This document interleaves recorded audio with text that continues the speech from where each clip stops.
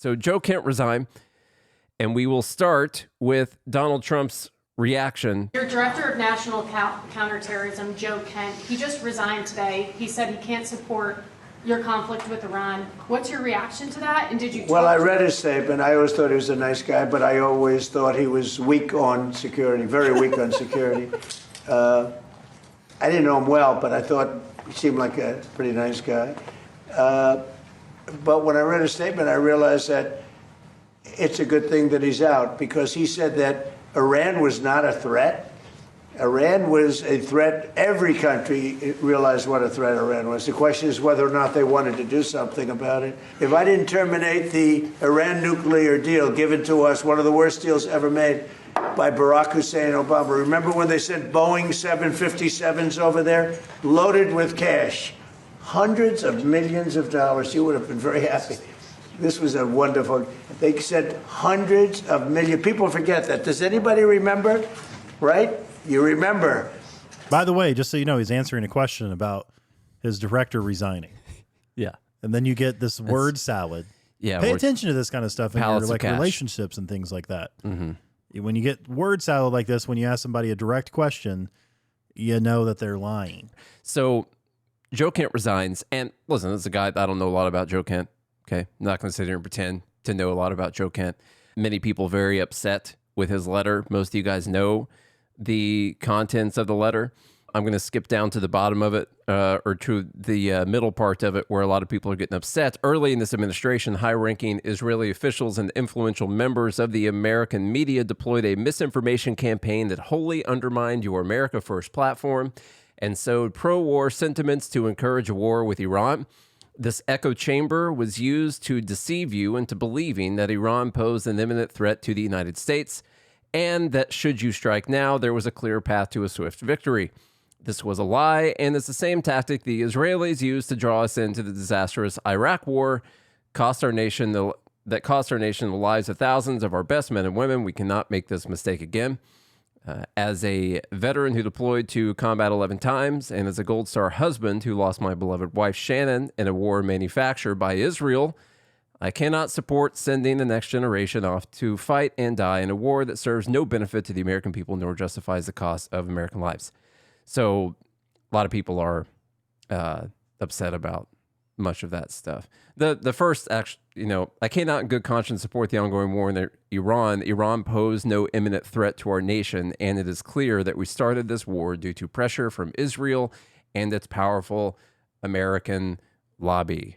Well, that automatically paints him as an anti-Semite. I mean, you say that possibly as a joke, but the really funny part is I brought up a bunch of tweets here or X posts here, and that it's so ridiculous to me. And I want the pro-Israel people to realize that this stuff does not work, and it actually turns people off, in my opinion. You look at polls, the American people's view of Israel is turning very negative over the last few years, especially with young people. It's not looking great in the future, because as the older people die off, you're left with a lot of people who don't hold that same default positive sentiment towards Israel. And this whole thing where if you criticize Israel, it immediately means you're an anti-Semite, it's not going to work. And it's why it reminds me so much of the woke left BLM nonsense that we heard during the Biden administration, that we heard for years before that also, where everything was racist and everything was white fragility, or every white person was racist, and it just doesn't work. It really doesn't. The people got sick of that, and they're getting sick of this with Israel at the same time. Israel is a nation, a country with its own laws, its own people.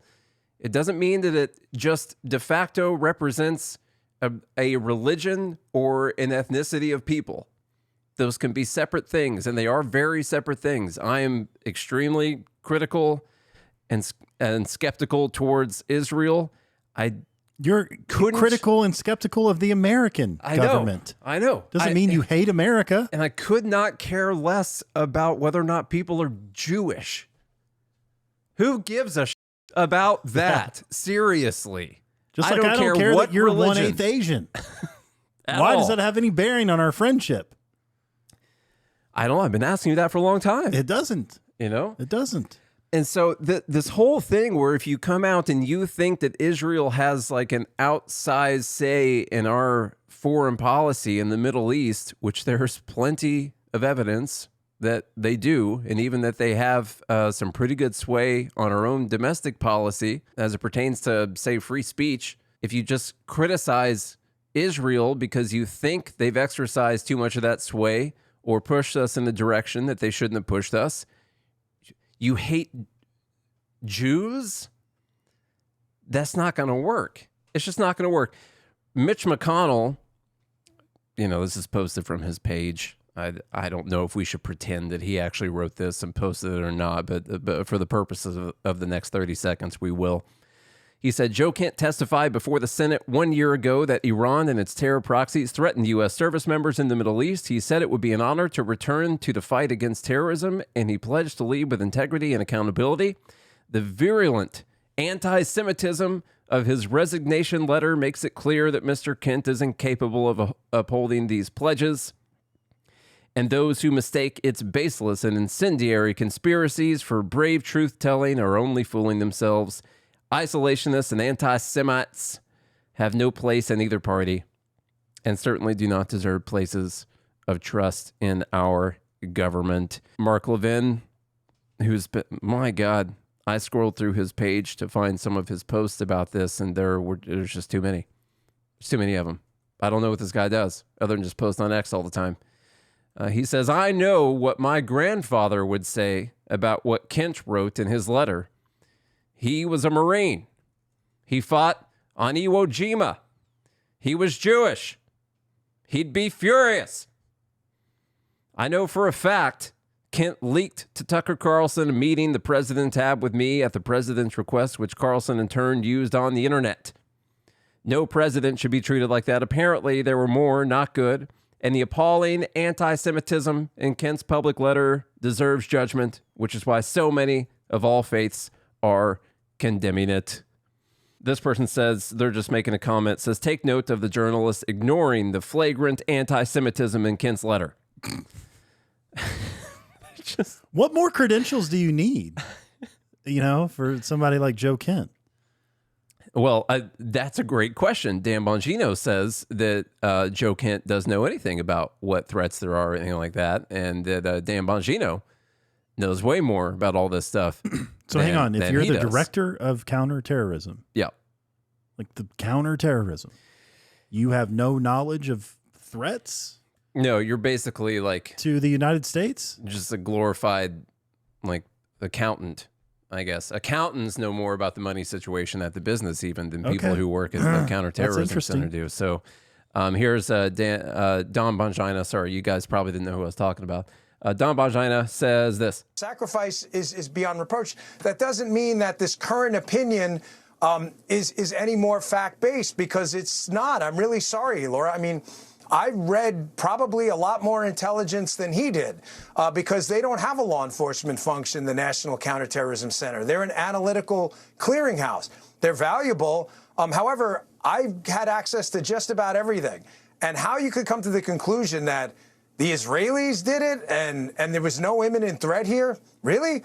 What about the anti-ship ballistic missiles, the drone program, 440 kilograms of 60% enriched nuclear material, their constant death to America chance? I mean, that's called evidence. In some limited circles, we call that, a clue. I mean, I don't know at what point you thought this wasn't an imminent threat after you've read a lot of the stuff I read. And by the way, that's just the open source stuff we can talk about on the air. I promise you, the president, I promise you, has a bevy of material that if he could do the Men in Black thing and erase your mind tomorrow, if he told you right now, you would come to the imminent threat conclusion in a snap. I agree with him that if the president could erase your mind right now, he would be able to convince you that they were an imminent threat. I don't think that really made the point he was trying to make. And you got to trust Don Bongino on this. There's way more information that they just can't tell us. They just can't. Yeah, somehow this guy was not. He was just a clearinghouse, had no access to this information at all. I feel like we should get rid of. What do they do? I don't. What do they do if they? Do they not recommend action to the FBI or other law enforcement agencies to say, "Hey, this is the signals we're picking up. we're trying to fight terrorism here. I'm director of, I mean, I watched 24. Mm-hmm. Jack Bauer was stopping nukes all over the world. He was part of the counterterrorism every unit. day. Well, for at least 8 days he did. Yeah. Okay, so speaking of imminent threat and Iran, I'll play this clip. This was interesting. It was a couple days ago now, but you know, just on the topic of Israel. Here's a comment from Trump. Zero. We don't need, we don't need oil. We have all the oil we need for ourselves. It's one of the great assets that we have. We have more than double what anybody else in terms of oil production. We're at more than double any other country. So we don't need it, but we did it. It's almost, you could say we did it out of habit, which is not a good thing to do. But we did it because we have some good allies there. We have some great Middle Eastern countries there, Israel there. So we did it for a lot of reasons. I don't, like, he didn't mention like imminent threat or anything. He said that we did it out of habit, and also because we have some other great allies over there. The only one he named specifically is Israel. But anyhow, let's just skip over that whole thing. It is the great thing about Trump, though. Like, his filter, very low. Yeah. Very low filter on things. Mm-hmm. And so there are times I see brief flashes of what I think Trump actually thinks and believes about stuff, where he'll just come out and say, like, yeah, I mean, of course. That's Tell you why what, we did it. he sounds a lot like my autistic 9-year-old. When I asked him why he threw a fit playing his video game again, after we had just discussed it, and he basically looks at me and is like, I don't know, I can't control it. It's a habit. I did it out of habit, which is not a great thing to do. I'm on your side on this. Yeah. I understand. Yeah. That's like how my 9-year-old talks to me. I'm like, okay, well, I'm glad you know the mistake you're making. So a lot of people on the Tulsi Gabbard thing, we've been wanting to hear from her for a while. She was very much against the idea of going to war with Iran, and we haven't heard much from her since this whole thing started. She released a statement yesterday, which a lot of people are upset about, and I'm going to take the lesser held opinion on this statement, actually, and say I was not upset about this statement. Actually, it made me think that Tulsi, the anti-war Tulsi, is still in there, and that she's walking a tightrope at the moment. And so then you have to ask yourself, is it important for someone who might have stronger anti-war sentiments than anyone else who's potentially ever going to get her job to do what they can to remain in that position? Or should they resign in disgust with what the administration is doing? And I understand that sentiment. I really do. It would be important for the American people to see that. At the same time, I'm like, well, who are they going to replace her with? And how much worse is, and what information is that person going to cook up to bring to the president every day? And so anyhow, she released a statement. I feel like I would be like, at least I imagine myself following in Joe Kent's shoes. Of course, we all do. When faced with a moral conundrum, it would be hard for me to sleep at night knowing I'm part of an administration that is doing something that goes against like the moral framework of which I believe. And that would be extremely difficult. So I see what she's doing here. Yeah. And I don't think I agree with it. Like, I understand what you just said, and that's my natural tendency also. And I think that that's like a danger for people like us, and the reason that it's highly unlikely that anyone like us will ever be in that chair. Because that day, out of principle, you would need to resign in disgust with what the administration was doing, like immediately. I mean, you got in the administration tomorrow. If you don't resign because they are stealing money from the American people, then you've just lied about thinking taxation is theft this entire time. So, I'm like, okay, so you're just never going to be in there, and we'll just keep the people who the other element we talk along, about too is you got to play the game sometimes. Yeah, I mean, okay. So is this a game that's being played? I don't know. I'll read it. And the problem is people are dying in this game. She says, Donald Trump was overwhelmingly elected by the American people to be our president and commander-in-chief. Okay, it's pretty true. As our commander-in-chief, he is responsible for determining what is and is not an imminent threat and whether or not to take action he deems necessary to protect the safety and security of our troops, the American people, and our country. By the way, she's basically saying she's not responsible for these decisions. She's actually going to say that on video here after this. I think that's mostly true. You could say imminent threat if you're taking the word imminent to mean like a subjective using of the word imminent. I do think that the intelligence community should be able to come to you and say, they're going to hit us. We got a bunch of intel here says they're going to hit us tomorrow. I might even call that imminent. Honestly, they're gearing up right now. The safety and security of our troops, probably likely that was definitely an imminent threat, considering that Israel was going to attack no matter what, and all of our people are in their backyard. Like, that is imminent. So we know that that's going to happen. Yeah. Okay, so then she says the Office of the Director of National Intelligence is responsible for helping coordinate and integrate all intelligence to provide the President and Commander-in-Chief with the best information available to inform his decisions. That is a true statement. After carefully reviewing all of the information before him, she didn't say all the information we provided him. She said all the information before him. President Trump concluded that the terrorist Islamic regime in Iran posed an imminent threat, and he took action based on that conclusion. That is a statement of nothing. That's pure political. It says nothing. She basically just wrote a super boring news report about what happened a few weeks ago. Like that, there's nothing in there at all. So and so people were upset about that. Like, why aren't you condemning this action? Listen, if you want her to be out of the job, then yeah, why aren't you condemning this action? And maybe she will end up stepping down or she'll end up getting removed. I mean, I'm sure Joe Kent was probably her pick to come into this office, or like I'm making that assumption right now. I don't actually know that.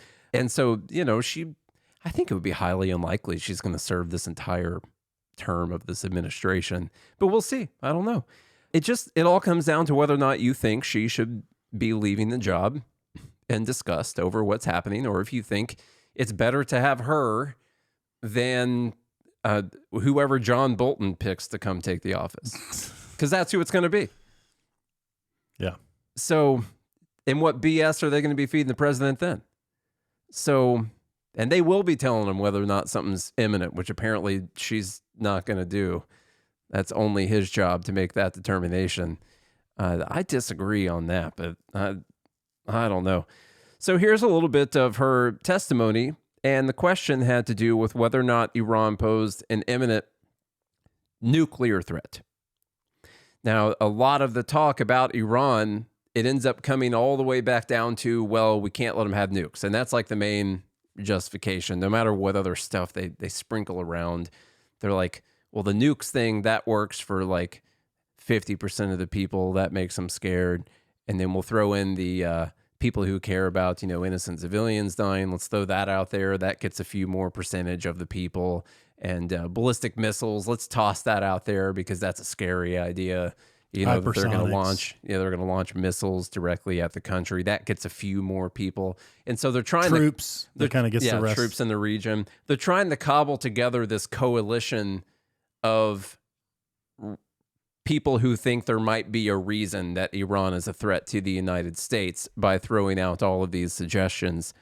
And this is the question about imminent nuclear threat. So keep that in mind. And you noted in your opening statement you're here fulfilling a statutory responsibility and that your testimony, quote, represents the IC's assessment of threats, That's right. Correct?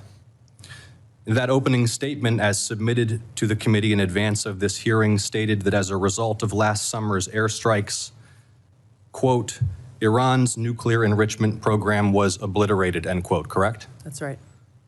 And is that in fact the assessment of the intelligence community? Yes. So the assessment of the intelligence community is that Iran's nuclear enrichment program was obliterated by last summer's airstrikes. Yes. In the opening statement you submitted to the committee last night also stated, quote, there has been no effort since then to try to rebuild their enrichment capability, end quote, correct? That's right. And that's the assessment of the intelligence community. Yes. The White House stated on March 1st of this year that this war was launched and was, quote, a military campaign to eliminate the imminent nuclear threat posed by the Iranian regime, end quote. That's a statement from the White House. Quote, the imminent nuclear threat posed by the Iranian regime. Was it the assessment of the intelligence community that there was an imminent nuclear threat posed by the Iranian regime? The intelligence community assessed that Iran maintained the intention to rebuild and to continue to grow their nuclear enrichment capability. Was it the assessment of the intelligence community that there was a, quote, imminent nuclear threat posed by the Iranian regime, yes or no? Senator, the only person who can determine what is and is not an imminent threat is the president. False. This is the worldwide threats hearing where you present to Congress national intelligence, timely, objective, and independent of political considerations. You've stated today that the intelligence community's assessment is that Iran's nuclear enrichment program was obliterated and that, quote, there had been no efforts since then to try to rebuild their enrichment capability. Was it the intelligence community's assessment that nevertheless, despite this obliteration, there was a, quote, imminent nuclear threat posed by the Iranian regime? Yes or no? It is not the intelligence community's responsibility to determine what is and is not an imminent threat. Okay. That is up to the president. Here's the problem. Based on That is the most ridiculous idea to me. Yeah. I don't like what. So you go to the They're president. just a clearinghouse, man. You go to the president. You're like, yeah, they were making nukes last year. Is that an imminent threat? You guys can't see us. I'm just waiting. Good luck with that, sir. I got another meeting I got to go to. There's nothing. There's no timeline. There's nothing about whether or not they've got the capability to launch them or not. They're just like, oh, yeah, they were making nukes beforehand, and we all conclude that you obliterated their nuclear program. So I'll see you tomorrow. Same time next week? That's it? They don't have a conversation about whether or not there's a threat that we should be worried about? What do these people do? Who has that conversation? I want them in front of the Senate tomorrow. Who has the conversation with the president that there's a potential threat here that people should be worried about? Nate, that information's dangerous and can only be disclosed behind closed doors in a secret hearing. It's not. Yes. Yeah. The American people would not. The whole world would fall apart. It sounds dangerous to me. Yeah, I agree with you. So as much in the first statement with her ex post, I was like, all right, I kind of feel like she's, walking a tightrope here. The Tulsi that we know on war is still there. And on this one, I'm like, come on. I get it, but this is dumb. I mean, this is real dumb. You guys never make an assessment as to whether or not there's an imminent threat, at all. You're like, oh, we see that someone brought a suitcase nuke in the port, Baltimore last week. Okay. Coffee. I'll take coffee. Do with that information what you will. Some sugar, maybe, for the coffee. What are you guys up to today? What do you guys got going? Yeah, that's basically how the conversation goes. I feel like there should be some part of the intelligence that indicates whether or not there's an imminent use of any of the things that you're letting them know they have. That's just what I'm saying. I do want to go back real quick to the Joe Kent thing because I do think this is important. Joe Kent seems to have been a little bit all over the place, and I had this pulled up already, and we skipped over it to talk about Mitch McConnell and Mark Levin. He seems to have been a little bit all over the place because I've seen posts going around that show kind of both things when it comes to Iran. I've seen multiple posts now from Joe Kent from, say, 2020 here, where he's kind of praising Trump's restraint with Iran, but also comes out and says that if he had been in that position, would have crushed their ballistic and nuclear capabilities. So Joe Kent says, January 8th, 2020, Trump's restraint shows that he wants a deal with Iran, and his red line is American loss of life and Iranian nuke development. Our fundamental vulnerability remains troops in striking range of Iranian weapons and proxies with no vital U.S. mission. He responds to someone who has deleted this post and says, definitely, I personally think we should have crushed their ballistic and nuclear capabilities, but Trump has a plan. He has definitely earned the confidence of any clear-eyed observer. So I just think it's important to mention that. There could have been a reason that Trump thought that this guy was a good pick for a position, even though he also always thought that he was weak on security, when this guy was saying that he thought Trump should have gone further with Iran and eliminated their, whatever. Anything else on the war front at the moment, Charlie? Yep. That you're feeling? That's what we got right now. What is it good for? Who is it good for? What is it good for? What is it good for?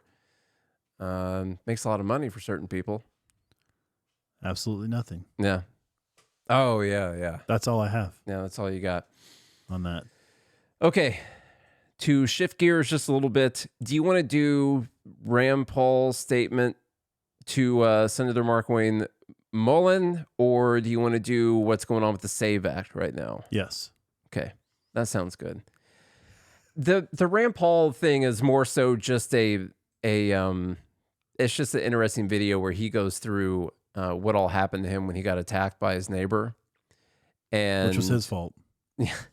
And this guy, Markwayne Mullin, when asked about why he voted to fund the refugee welfare program just recently, said that he understood why Rand Paul's neighbor attacked him. And so I'll play a little bit of. I did Which, just by the think way, that was for the left. The violence is fine. well. This is as not long the as it's- left.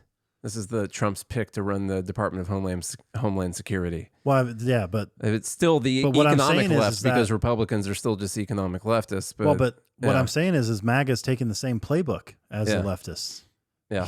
Like they're to me, the gaslighting, the lies, all of that stuff is no different than what the Democrats were doing during Joe Biden's administration. And I hear a lot of MAGA people being like, "Oh, well, Kamala would have been worse." Like, would she have at this point? I mean, I just got a picture sent to me from someone who didn't actually fill up on diesel. It was only 27 gallons of diesel. Like $5 something a gallon right now, isn't it? It was I think they spent $139. Yeah. So, by the way, when oil goes up, everything goes up, not just energy. Oh, we're about to By see the way, that. Yeah. Food costs. I mean, Yep.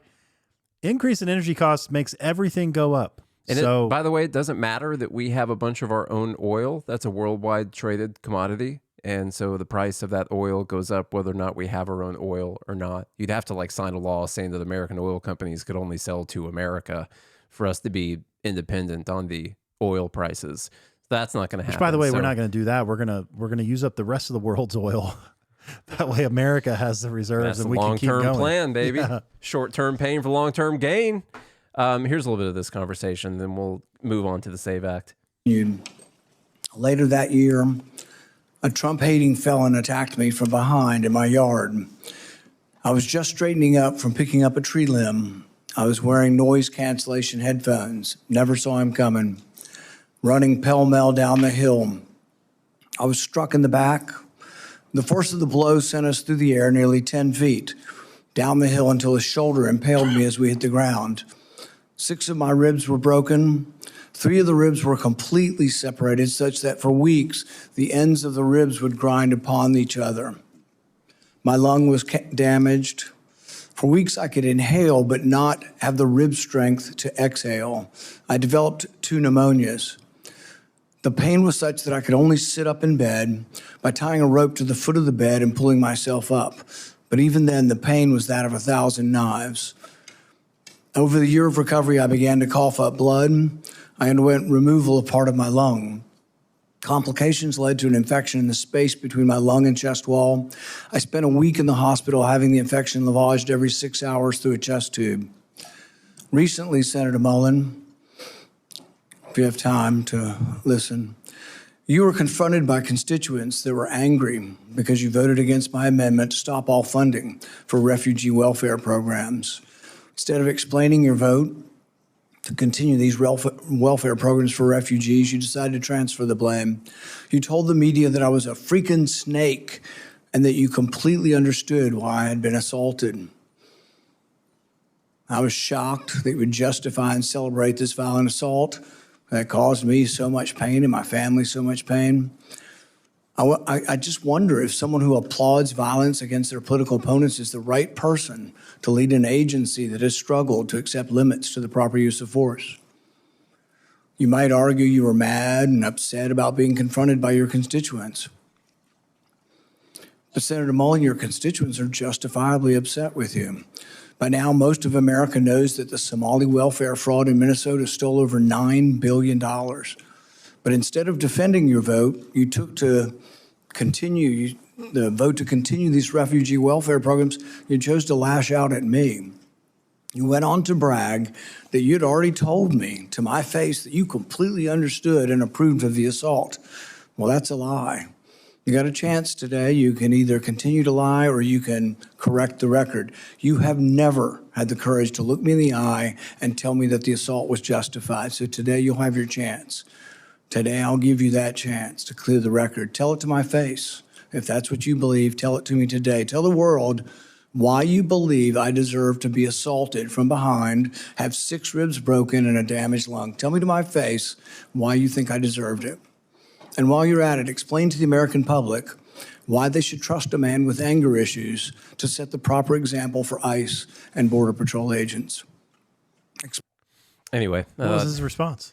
well, so that was in that's a all the cliffhanger. that was in all the opening statements. They had some back and forth. I mean, the guy never like apologized or anything like that. He plays this video. Markwayne Mullin is a guy who like tried to get Sean O'Brien to fight him, and he was smart because this was something that happened a few years ago and knew it would get brought up. So he brought in Sean O'Brien to sit behind him in this hearing. Like literally Sean O'Brien sitting right there, and he calls him his friend and all that. So Do you think fighting as a resolution for political differences is a good example for the men and women of ICE and Border Patrol? As you can notice over my shoulder here is my good friend Sean O'Brien. Both of us have had conversations. Both of us have shaken hands. And both of us agreed we could have done things different. Sean is someone that has become a close friend. We talk all the time. I've been on his podcast. We've talked through this. That's how you handle your differences. I pay him. Not like this, Chairman. I'm glad you guys are friends now and that you've reconciled. But really, it doesn't get to the real point whether or not you think violence is the way we settle things. In the days after the fight, you said, and I quote, "Sometimes people just need to be punched in the face." Is that still your opinion, that political disputes can sometimes and often only be resolved by violence? No, I don't always agree with that. I don't believe in political violence. I've made that very clear. But sometimes people do need, theoretically speaking, sir, I get it. It's about character assassination for you. That's the way this game is played. I understand it.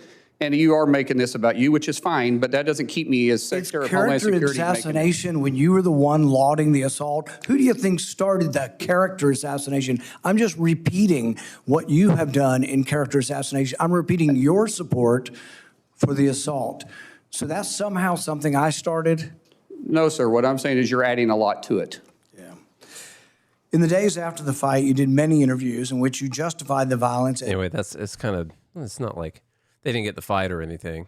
You know, if you want to watch the whole thing, you can go find it online. Yeah. That's a bunch of it. I kind of want to punch this guy in the face. Yeah. Yeah. I mean, Not Rand Paul. But. Some of the stuff Rand Paul says, I'm like, you know, like he criticizes him, Markwayne Mullin for, you know, talking about duels and all that. And I'm kind of like, Maybe that would help a maybe little. we could use some duels, you know?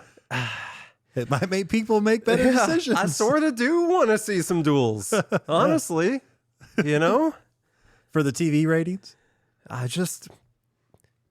don't know. Something inside me makes it sounds like something we should do. And Paul's like, well, we haven't done that in 150 years. I'm like, stuff's been going kind of downhill since for 150 years. You know? Yeah. That's not a great argument. Yeah. So you want to bring back lynchings and everything too. Tar and feathering? Should we bring back tar and feathering? Two consenting adults who decide to have a duel. Okay. Okay. That's what I'm talking about right there. Anyhow, that's that situation taking place. The worst part that honestly probably makes Rand Paul the most upset is that this guy is friends with Sean O'Brien, who runs the Teamsters Union, which immediately disqualifies him for any public office or administrative position. So do you think this guy will be confirmed? I don't really see why not. I haven't heard anyone come out and say absolutely not. That's in power. I don't think Rand Paul's voting. Well, yeah, I think Rand Paul's probably solid no. Maybe if he would apologize to him, but he's not going to do that.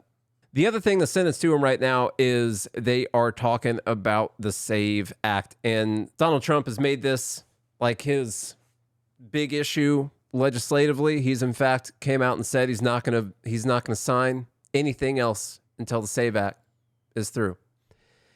And that's great. It's good to see him draw a red line on something. That sort of made me upset. I'm like, oh, so you will do that with certain legislative items. Not when it comes to spending money. Not like spending or cutting abolishing fraud. the Department of Education or like, just certain items he will do that for. And the SAVE Act, I think, is pretty important. Listen, I'm fine with the SAVE Act. I don't have any major issues with it.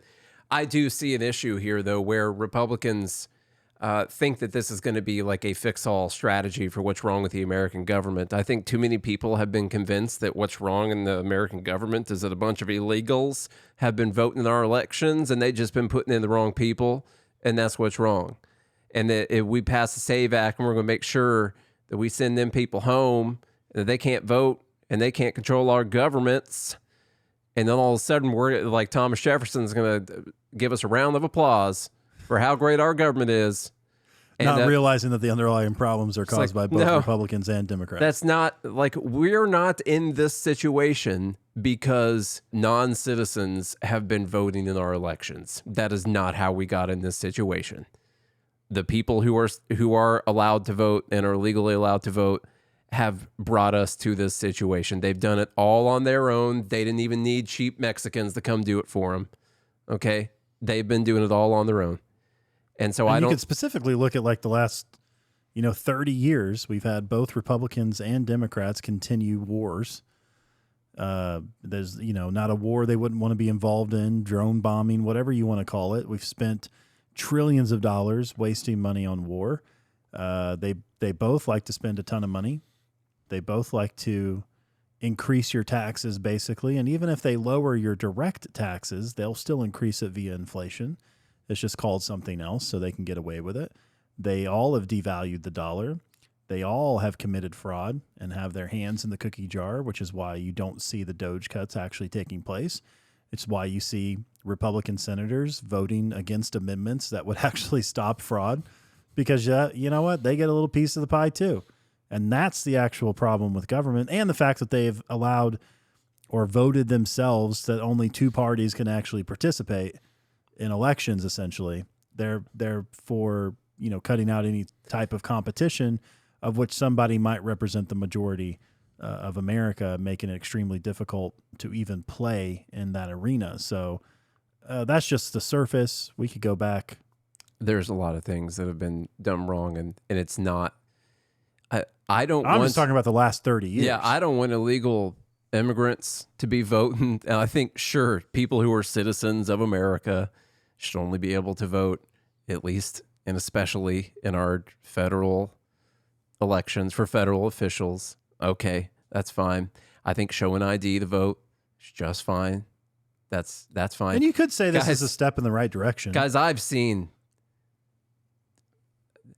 There are certain types of shenanigans that take place in all levels of governments, and a lot of it has to do with the people themselves not even being the ones that are voting. And so I think that that's important, but that's still like, that's not the big issue here. First off, the biggest issue is that the majority of American people are just fine with this idea that they're going to take money from their neighbor to pay for something for themselves. And they're right, but their neighbor's taking their money to pay for something for themselves too. And they just keep doing that over and over again, and they keep letting the government get bigger and bigger, and most people are okay with that. And that's how we're getting in this situation. It's not because immigrants from Mexico came up here, from Guatemala, or whoever the hell else they came from, wherever the hell else they came from. It's because the American people have decided, I guess, a little bit of false sense of security, financial security, or security from imminent or non-imminent nuclear threats from Iran are more important than any kind of liberty for them. But sure, if you want to do the SAVE Act, that's great. But what's actually happening? That's not what's happening here. That's not what this is. It's not going to pass. Okay, it's not going to happen. Mirrors. This is something to show you. Oh, we want to fix the problem. These damn dirty immigrants have been ruining our government for the last 30 to 50 years or however long it's been, and we're trying to fix the problem, and the Democrats just don't want to do it. If the Democrats will come along with us, you'd finally have the government you deserve, and then it'd be solved. And they know it's not going to pass, so they know they can come up here and do this whole song and dance. They're going to give a bunch of speeches talking about how important this is. They're going to put Democrats on record not wanting to do this, and they think that's going to help them out. All to advance themselves in midterm elections. And it's also, they don't have to do damn shit else for the rest of the year, because that's great. You know, that's how I would have done a lot of other stuff. You know, if those Democrats would have just voted for the SAVE Act, we would have gotten all these other campaign promises done, but they stopped us. That's all this is right now. And even if they do pass the damn thing, how long do you think it's going to take for it to be implemented? Now, the law itself basically sets like 30 days the states have to be implementing this stuff. I'm sorry, that's never going to happen. There will be the 20 court cases within 30 days. Sure, it's going to immediately be blocked. It's going to take years and years and years and years for it to be implemented. Even if it were implemented perfectly, it's not going to be for this election, clearly. This year, it would only affect the 2028 election, but it's not going to be for 2028. Real ID took 20 years because it was the states have to implement these whole systems. They got to train employees. They got to put these systems in place. And that, you know, whoever wrote this law, I don't know if it was Mike Lee or whoever wrote these things, think that the states are like in a month going to be ready to go on this thing. Come on. They're going to be trying to go through We still haven't even gotten all the Epstein files. We haven't gotten that. It's just not going to happen, and they don't even want it to happen. They just want something to blame other than their own decisions that they've been making for decades. So and they're you're selling saying it to everyone. Mark this podcast. Bookmark this right now. That's all that's happening right now. It's a whole big look over here thing while they keep doing the same thing over and over again. Hey, let us hear your thoughts in the comments in YouTube. Go to youtube.com/goodmorningliberty if you're watching there. Oh, dang it, it's White Pill Wednesday. Oh. But we're all going to be fine. We're in America, damn it. Mm-hmm. This is America. The white pill is you still live in America, hopefully. Yeah, come on. Yeah, and that's it. We're in America. Some of you are white. Yeah. What else could you ask for?